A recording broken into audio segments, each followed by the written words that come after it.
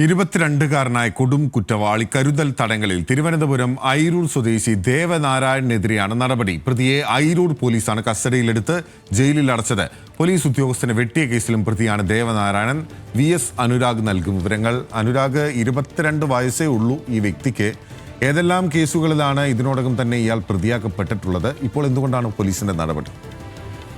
പിന്നിലെ 22 വയസ്സിനകത്ത് തന്നെ നിരവധി കൊടും കുറ്റകൃത്യങ്ങളാണ് ഈ പ്രതി ചെയ്തിട്ടുള്ളത്. ഐരൂർ പോലീസ് സ്റ്റേഷനിൽ മാത്രം 3 വധശ്രമ കേസുകൾ, പരവൂർ, കളമശ്ശേരി എന്നീ പോലീസ് സ്റ്റേഷനുകളിലും വധശ്രമത്തിന് കേസുകൾ പ്രതിക്കെതിരെ നിലവിലുണ്ട്. ഐരൂർ പോലീസ് സ്റ്റേഷനിലെ ഉദ്യോഗസ്ഥനെ വെട്ടിപ്പരിക്കേൽപ്പിച്ച ശേഷം കൈവിലങ്ങുമായി സ്റ്റേഷനിൽ നിന്ന് ഇറങ്ങിയോടി രക്ഷപ്പെടാൻ ശ്രമിച്ച കേസിലും പ്രതിയാണ് ഈ ദേവനാരായണൻ. ഇയാളെ കാപ്പ നിയമപ്രകാരം 1 വർഷത്തേക്ക് നേരത്തെ നാട് കടത്തിയിരുന്നു. എന്നാൽ കോടതി ഉത്തരവിന് വിപരീതമായി ഈ കാപ്പ നിയമം ലംഘിച്ച് ഇയാൾ വീണ്ടും കളമശ്ശേരിയിലെത്തി സമാന കുറ്റകൃത്യത്തിൽ തന്നെ ഏർപ്പെട്ടിരുന്നു. അതിനെ വീണ്ടും ഒരു കേസ് കൂടി രജിസ്റ്റർ ചെയ്തിരുന്നു. അങ്ങനെ നിരവധി കേസുകളാണ് ഈ പ്രതിക്കെതിരെ ഉള്ളത്.